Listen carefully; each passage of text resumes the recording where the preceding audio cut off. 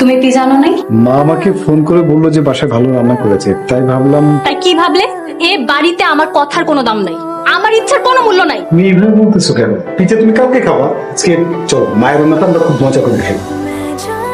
তোর মায়ের কপালে ঝাড়ু, আমি পিৎজা খাইতে চাইছি, আমি তোর মায়ের রান্না খাইতে চাই না। কি বলছো তুমি? আমার সংসার অশান্তি করে তোমরা মামে, তাই না? আমরা কি করলাম বৌমা?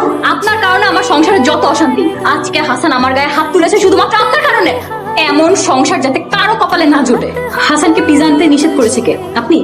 আমি কেন নিষেধ করবো বৌমা? আরে মা শুধু বলেছে যে বাসায় ভালো রান্না হয়েছে, মা পিজ্জা আনতে না করেনি। আমি সব বুঝেছি, তোমরা সবাই ইচ্ছে করে আমার সাথে এমন করছো।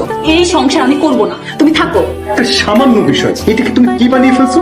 সামান্য বিষয়? এই বাসায় আমার সবকিছু সামান্য। মা, মেয়ে আর ছেলে তিনজনকে একসাথে জেলে ভাত খাওয়াবো বলে দিলাম। নারী নির্যাতনের মামলা করে দিব সবার নামে।